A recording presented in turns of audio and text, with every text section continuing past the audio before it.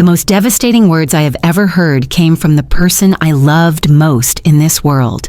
On my daughter Rebecca's 45th birthday, she looked at me with pure contempt and told me that the greatest gift she could receive was my death. For 72 years, I had built my existence around her, sacrificing every dream and every penny for her happiness. In one cold, calculated moment, she reduced a lifetime of love to nothing but a burden. But her cruel wish did not destroy me. Instead, it forged me into someone new, a woman who would no longer be a victim, but an architect of a profound and devastating justice. She wanted me to disappear, and I would grant that wish in a way she could never have imagined by vanishing from the life of exploitation I had built for her and resurrecting myself in a new world, leaving her to face the cold, hard financial reality she had so foolishly ignored. I remember standing on her doorstep that day, the morning sun feeling like a mockery of the storm gathering in my chest. In my hands, I held a $200 chocolate and strawberry cake, meticulously ordered from the bakery she had loved since she was a little girl. My heart was a fragile, hopeful thing, beating with the simple, ancient rhythm of a mother's love. I anticipated her smile, the light in her eyes that had been my greatest reward for 4.5 decades. But when the door swung open, that light was gone, replaced by a flat, impatient annoyance. "Oh, it's you," she muttered, her gaze sliding past me, already bored with my presence before I had even stepped inside. I forced a smile, my voice trembling as I pushed the cake toward her like a peace offering. "Happy birthday, my love. I brought your favorite."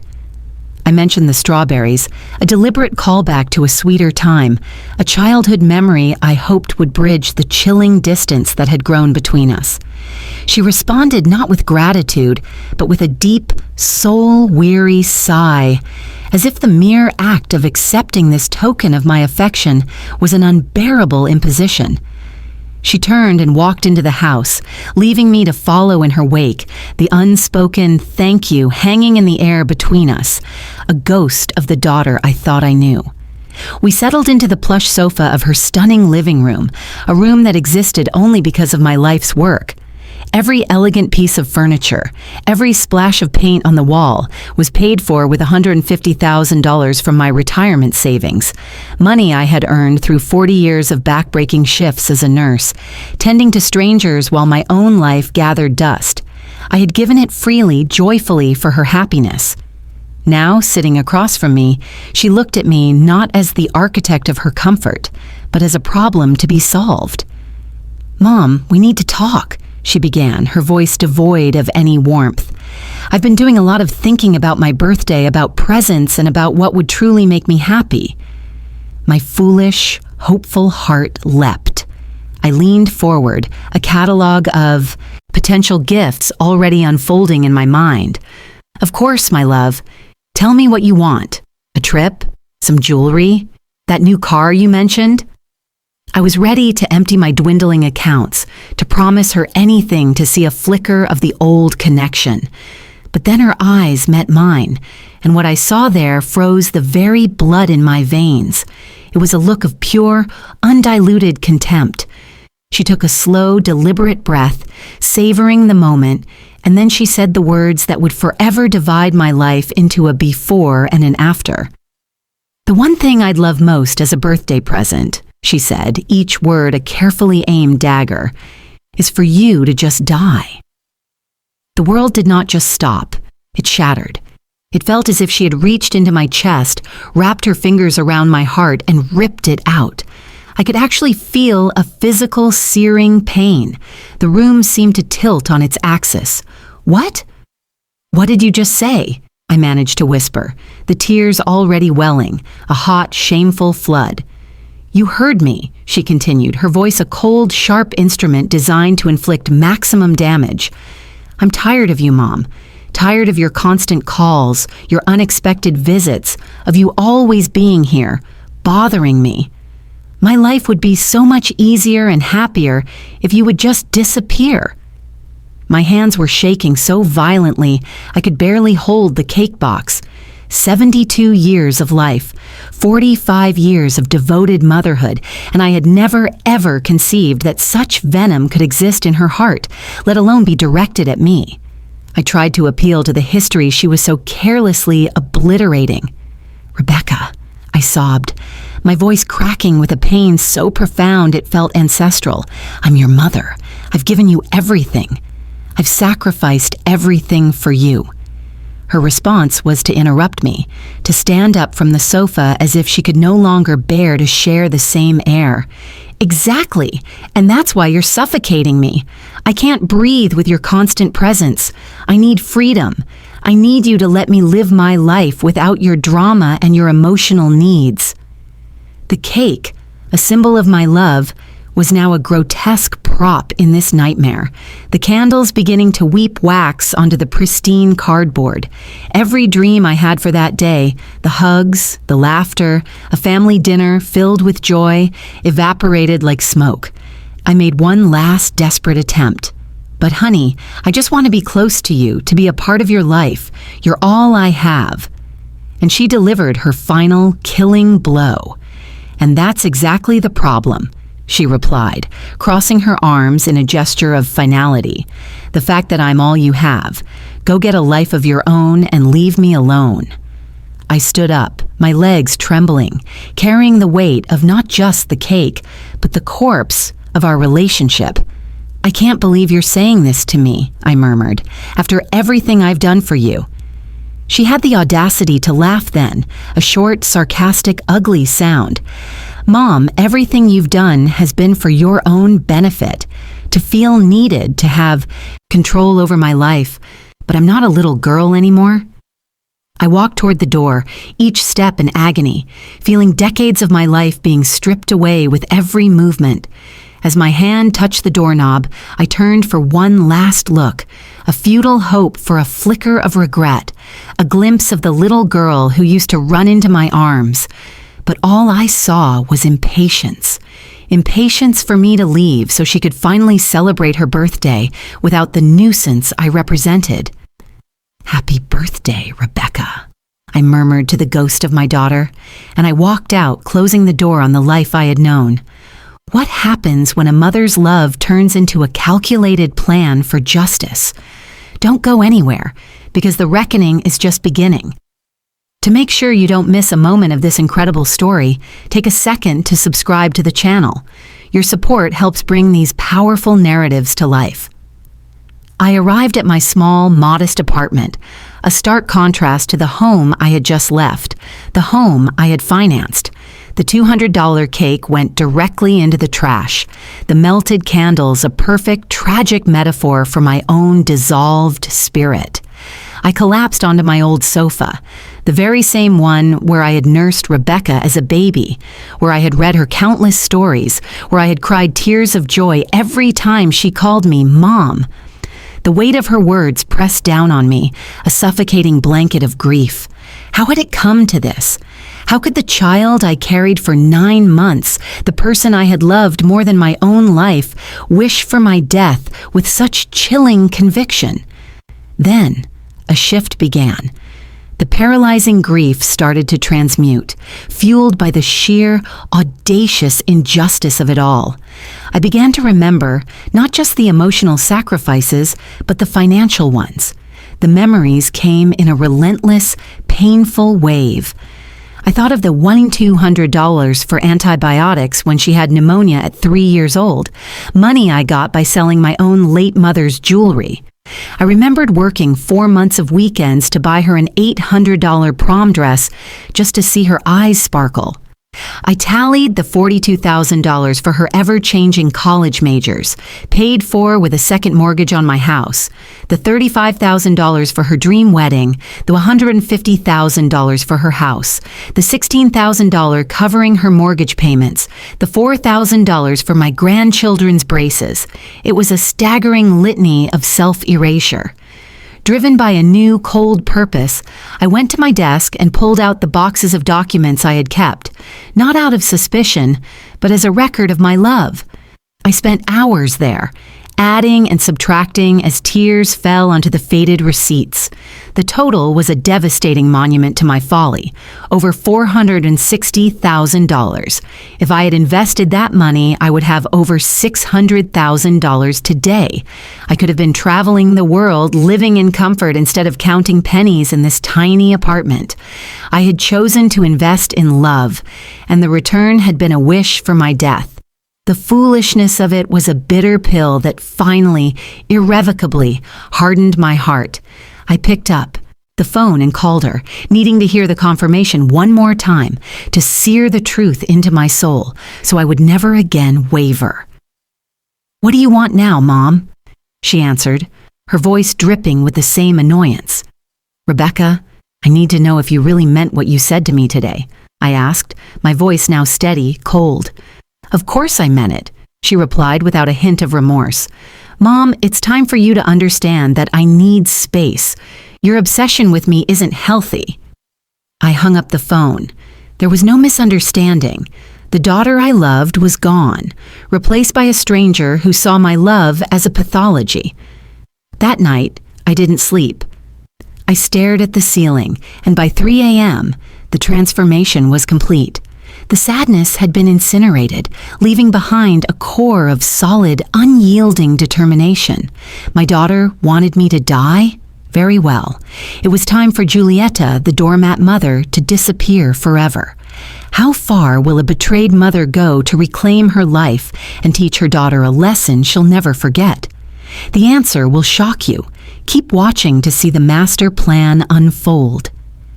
The next day, I awoke with a clarity that was almost frightening. I dressed with intention, and my first stop was the bank. I met with Mr. Martinez, the manager who had known me for years. "I want to close joint account number 458891, I stated calmly. He was surprised, warning me of the $20,000 balance. "I'm completely sure," I said, signing the papers with a hand that did not shake. Watching that money return to my sole control was the first sweet taste of my liberation. Next, I went to the mortgage loan office. I reviewed the co-signer contract confirming my rights to reclaim the property due to their financial instability, a fact Rebecca herself had provided me. The weapon was in my hands. I just needed to decide when to pull the trigger. Finally, I went to see my lawyer, Anel. I told him the whole sordid story. His face grew dark with anger on my behalf. "I want to change my will," I declared. "Everything goes to the Orphans Foundation. Rebecca gets nothing." We spent 2 hours dismantling her inheritance. "There's more," I said. "I want to prepare to reclaim the house." Anel, understanding the totality of my decision, agreed to prepare the necessary documents. As I left his office, I felt a power I hadn't possessed in decades. My daughter had no idea that in wishing for my death, she had unleashed a force far more formidable than a doting mother. She had created an adversary who knew all her weaknesses and held all the financial cards. The game was now on, and for the first time, I was playing to win. The blueprint for my new life was drawn in the cold, hard ink of financial reclamation and legal severance. My daughter had wished for a ghost, and I would become one. But first, I would ensure my absence would haunt every aspect of the comfortable existence I had built for her. The following days were a whirlwind of silent, calculated action. I became a shadow moving through the institutions that had long facilitated my servitude, but now I was there to reclaim my power. Every signed document, every closed account, every transferred dollar was a brick I was pulling from the foundation of her world, and the structure was beginning to groan under the strain. My first test came sooner than expected. Just 2 days after my birthday humiliation, my phone rang. It was Rebecca. For a fleeting, foolish moment, my heart leapt, thinking perhaps the shock of my departure had sparked a realization, a fragment of remorse. How naive I still was. "Mom," her voice was sharp, all business. No greeting, no inquiry about my well-being. "I need you to do me a favor." The audacity was breathtaking. She had literally wished me dead, and now she was calling as if I were a servant on retainer. "What do you need?" I asked, my voice carefully neutral, curious to see the depth of her entitlement. "The twins have a school presentation on Friday, and David and I have an important work dinner. Could you watch them that night?" The request, so routine in our past life, now sounded obscene. The woman who found my presence an unbearable burden was suddenly comfortable demanding my time. "I can't," I replied, the two words feeling revolutionary on my tongue. There was a stunned silence on the other end of the line. "What do you mean you can't?" she snapped, genuine confusion in her voice. She was not accustomed to this word from me. "I have other plans," I stated calmly. "What plans could you possibly have?" The condescension in her tone was a familiar sting, but this time it did not penetrate. It fueled me. She truly believed that at 72, my life was an empty vessel waiting to be filled with her demands. "Plans that are none of your business," I replied, my voice steady. "Find another sitter." I could hear her frustration mounting. "But Mom, I can't get a sitter on such short notice. Besides, since when do you charge me to watch your own grandchildren?" There it was, the classic tool of emotional manipulation, the implication that my love should be a free, unlimited resource for her convenience. I let the silence hang for a moment before delivering my response. "Since you told me that your greatest gift would be for me to die," I said with an icy calmness I didn't know I possessed, "if you want me to disappear from your life, I'm starting now." The silence this time was profound. Then a sarcastic, dismissive laugh. "Seriously? You're going to punish me like a little brat? I thought after a few days the drama would be over." "It's not drama, Rebecca. It's respect for your wish. You wanted me to disappear, so that's what I'm doing." "Fine," she hissed, her anger palpable. "If you want to be that childish, that's on you. But don't come crying later when you're lonely." The line went dead. The interaction was perfect. It confirmed everything. There was no regret, only annoyance that her tool was no longer functioning. It solidified my resolve and made the next steps of my plan feel not like revenge, but like justice. What do you do when your own child sees you as nothing more than a convenience? The strength this mother finds is truly inspiring. If you're invested in her journey, show your support by subscribing for more powerful stories of resilience. With Rebecca's confirmation of her true feelings ringing in my ears, I moved to the next phase, liquidating my old life. I returned to the bank and withdrew $30,000 in cash from my savings, a tangible representation of my newfound freedom, and stored it securely in my personal safe. This was the seed money for my escape. Then I called the travel agency back.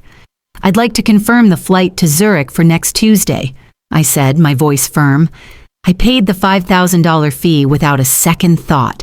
It was the first major expenditure I had made in decades that was purely, selfishly, for me. The most crucial part of my plan, however, required a confidant. I needed someone to witness my disappearance and deliver the final crushing blow to Rebecca. That person was my neighbor, Alara.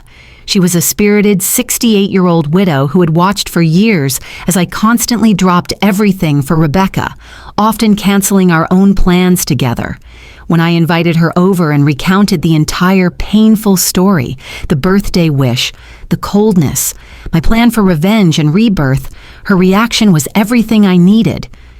"Julietta, I can't believe she would say that," Alara murmured, her eyes wide with shock and then narrowing with indignation. "After all you've done, the money, the time, she doesn't deserve you."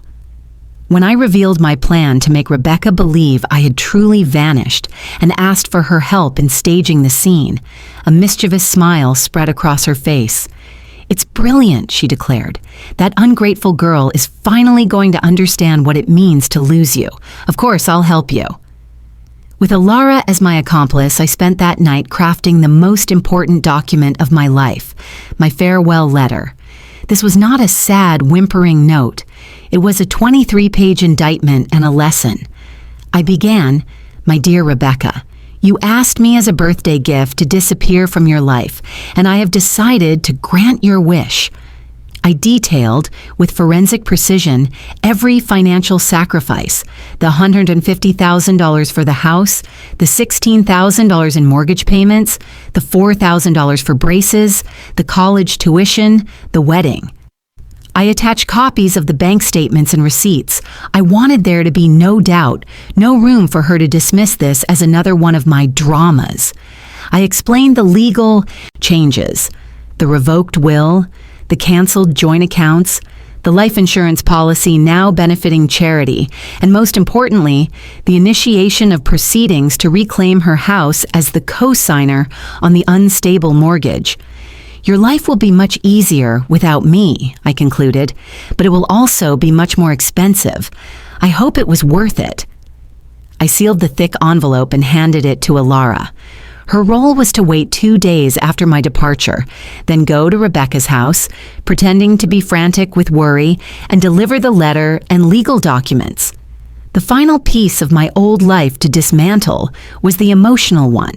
As I packed my 2 suitcases, selecting only what I truly needed or loved, I allowed myself to feel the weight of the memories attached to each item. But I did not let it paralyze me. I was not running away. I was marching toward a future I had earned. On the eve of my departure, David, my son-in-law, showed up at my door. He looked tired and desperate.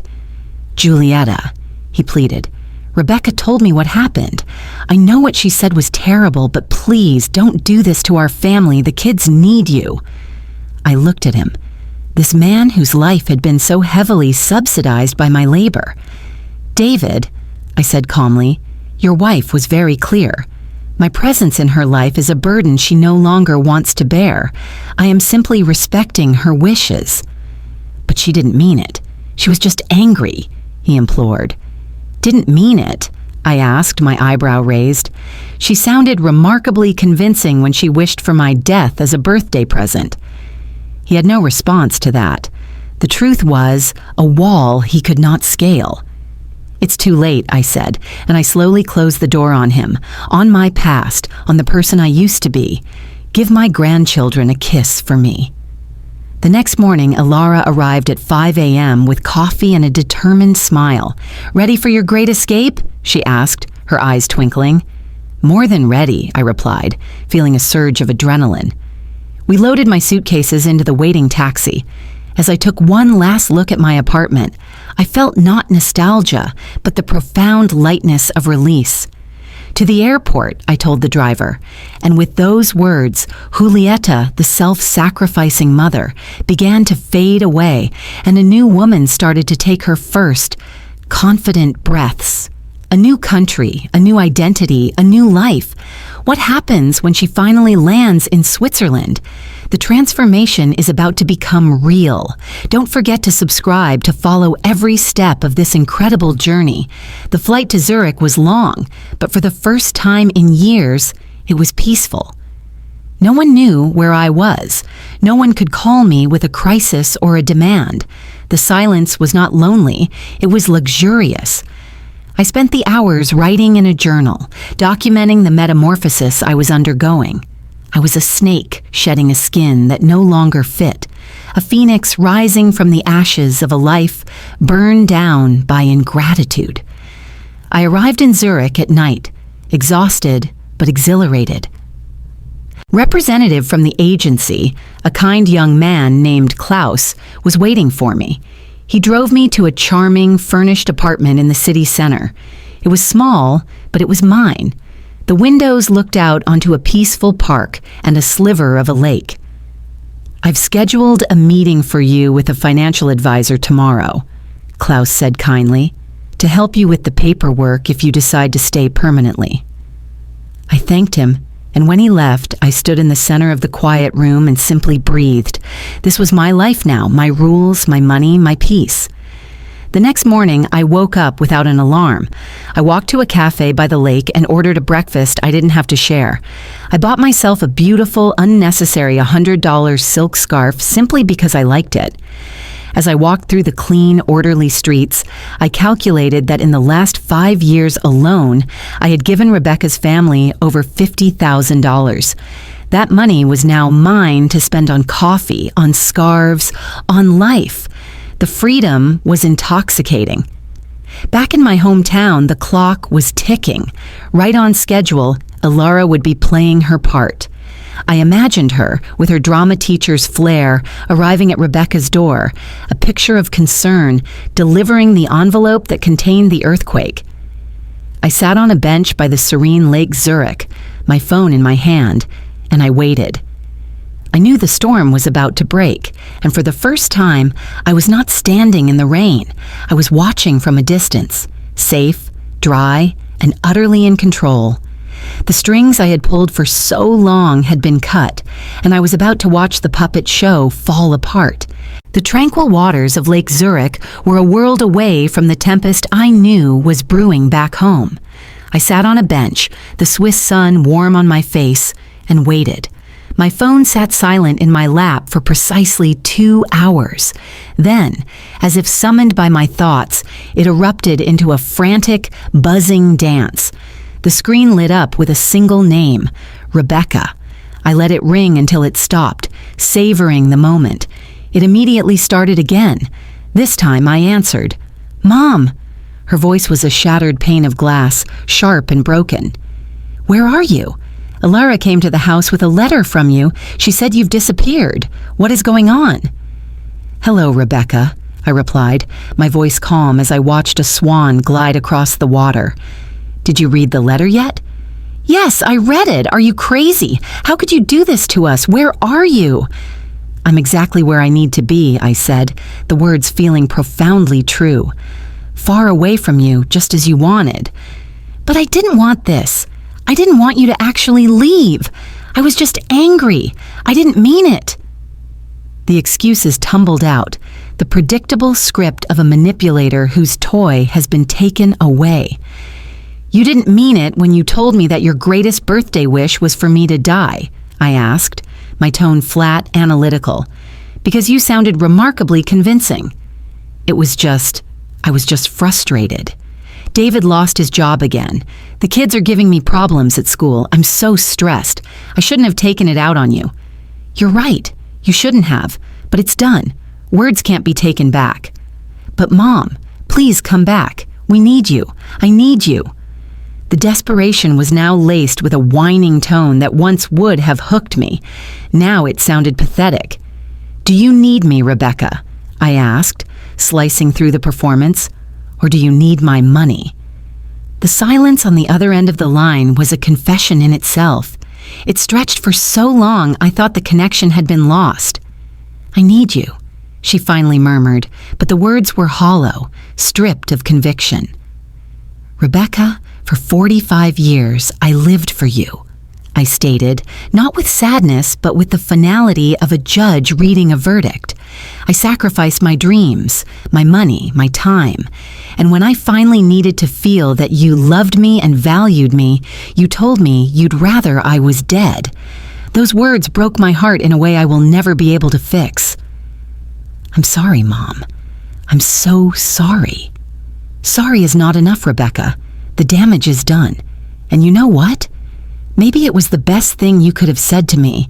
It finally opened my eyes and made me understand that I've been living my life all wrong." "What do you mean?" Her voice was small, a child's voice. "I mean that for the first time in decades, I am living for me, and it feels wonderful." "Where are you, Mom? Please tell me," she begged, her voice choked with real tears now. "The kids are asking about their grandma. They don't understand why you haven't come to see them." The grandchild card. The final, desperate play in her handbook. It was fascinating how my absence had suddenly made me so valuable to them. "The kids will be fine," I replied, looking at the majestic Swiss mountains in the distance. "They're resilient. What they will learn is that actions have consequences and that hurtful words can destroy relationships forever. But Mom, please, you can't just disappear like this. What if something happens to you? What if you get sick? How will we know? The sudden concern for my well-being was as transparent as it was insulting. Rebecca, in the last 5 years, I've had 3 episodes of high blood pressure that sent me to the hospital. Do you know how many times you visited me? None. You always had something more important to do. So, don't come to me now with concerns about my health. That's not true, she weakly protested, but the fight had gone out of her. It is true, and you know it. The first time you had a hair appointment. The second, it was David's birthday. The third, you didn't even answer the phone. My health was never your priority, but my checks were. I didn't wait for another lie. Goodbye, Rebecca. I ended the call and powered off my phone. The silence by the lake was immediate and profound. It was over. The first battle was won. Confronting a toxic child is one of the hardest things a parent can do. If you're appreciating this mother's strength, let us know in the comments and subscribe for more stories about setting powerful boundaries. The next few days were a symphony of escalating panic from abroad. When I turned my phone on, it shuddered with 47 missed calls and 23 text messages. The messages told their own story. They evolved from pleas to threats to outright financial terror. Please, Mom, answer. We're so worried. Call 1. If you don't answer, we're going to call the police. Call 5. We already called the police. They said there's nothing they can do because you left a letter explaining your departure. Call 10. That one brought a smile to my face. The bank called us. You canceled the joint account. How are we going to pay for emergencies? Call 15. It was beautiful to see the concern for my well-being quickly morph into panic over the financial implications of my absence. I sent one crystal clear message back. I'm fine. I'm exactly where I need to be. Don't look for me. The response was immediate and revealing. You don't understand what you're doing. You're going to ruin us. The mortgage lawyer called us. He says you can take our house. There it was. The unvarnished truth, stripped of all pretense. She wasn't worried about me. She was worried about her roof. I replied with my final lesson. Now you understand what it's worth to have me in your life. Too bad you realized it too late. I then blocked her number, and David's, and every unknown number that had tried to call. The cord was not just cut, it was cauterized. This liberation allowed me to fully immerse myself in my new world. I met with the financial advisor, Herr Meyer, an impeccably professional man who helped me solidify my permanent residency. With your savings and pension, you can live very comfortably here for the rest of your life, he confirmed. For the first time, I discussed my finances based solely on my own needs, my own desires. It was a conversation I never thought I'd have. I joined a hiking group for seniors and found a kindred spirit in Ingrid, a 71-year-old German woman who had also escaped a family that treated her like an ATM. It took me 5 years to make the decision, she confessed as we walked through a stunning alpine village. The guilt was a cage. I finally realized my children never wondered if I was happy. They only cared about what I could give them. That's not love, Julieta. That's exploitation. Her words were a balm. I was not alone. I was not a monster. I was a survivor. But Rebecca was not done fighting. She was just changing tactics. The call came from an international number. Mrs. Julieta Johnson, this is Sarah Williams, a social worker. We've received a complaint from your daughter alleging you may be suffering from dementia and are making risky decisions abroad. My blood ran cold. This was a new low. She was trying to have me declared mentally incompetent, to invalidate my choices and drag me back, powerless. The sheer calculating cruelty of it took my breath away, but it also ignited a cold fury. I agreed immediately to a full medical and psychological evaluation at the American consulate. The doctor, a wise, experienced man, saw right through it. Mrs. Johnson, he said after a 3-hour evaluation, your daughter's allegations are not only baseless, but the decisions you've made demonstrate admirable lucidity and courage. He sent a damning report to social services, and the case was closed, with a note in Rebecca's file for filing a false complaint. Her weapon had shattered in her hands. I immediately called my lawyer, Anel. She's alleging I have dementia, Anel. She's trying to challenge all the legal changes. I know, he said, his voice grim. She hired her own lawyer, but she has no grounds. We have recordings, and your independent life in Switzerland is the best proof of your sanity. In fact, Giulietta, I think it's time we prepared a defamation lawsuit against her. A wave of fierce satisfaction washed over me. Yes, I said, it's time she faced the consequences of her actions. The game had escalated, and once again I was holding all the cards. My peaceful life in Switzerland now had a new purpose, not just to live well, but to legally ensure that my daughter's toxic reach could never tarnish my freedom again. When a child tries to destroy your credibility, how far should a mother go to defend her new life? The stakes are higher than ever. Stay tuned to see how this legal battle unfolds. Subscribing ensures you won't miss the stunning conclusion. The final satisfying act of my liberation began not with a shout, but with a whisper, the soft rustle of a letter arriving in my Swiss mailbox. 2 years had passed since I'd closed the door on my old life.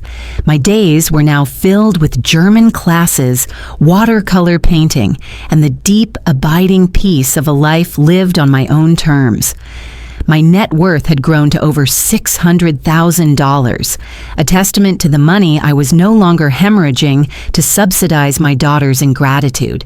I had found a community, purpose, and a profound sense of self I never knew existed. I was, against all odds, truly happy. But the past has a way of sending echoes into the present, and the echo that arrived that day was in the form of a child's handwriting on an envelope. It was from my grandchildren. With trembling hands, I opened it. "Dear Grandma Giulietta," they wrote, "Dad told us the truth about why you left. He told us that Mom said some very ugly things to you, and that's why you decided to start a new life away from us. We want you to know that we miss you a lot, and that we understand why you left. We are proud of you for being so brave." Enclosed were their drawings of me, happy in the Swiss mountains. I wept then, not from pain, but from a profound sense of validation. My sacrifice, my difficult choice, had not poisoned their memory of me. It had, through David's unexpected decency, become a lesson in dignity. I wrote back, telling them my door and my heart would always be open to them, and to remember that true love is built on respect, not sacrifice. This bittersweet piece was soon followed by a call from my old neighbor, Ilara, her voice buzzing with news. "Giulietta, she lost the house." The bank had finally foreclosed. David had found a factory job, and Rebecca had been forced to go back to work. They were living in a small apartment across town. "She came to me crying," Ilara said, "asking how to contact you. She said she finally understands everything she lost." I felt no schadenfreude, only a quiet, solid sense of justice. The consequences of her words had finally completed their long, inexorable journey from my broken heart to her broken home. My lawyer, Anel, called soon after with the final financial reckoning. The foreclosed house had been sold. As the co-signer, I was entitled to recover my initial $150,000 investment plus interest.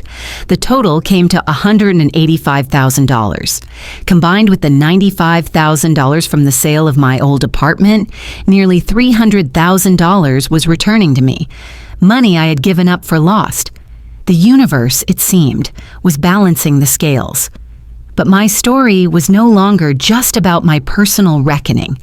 The book I had written, When Love Hurts, Freeing Yourself from Family Emotional Abuse After 70, had become a surprise bestseller.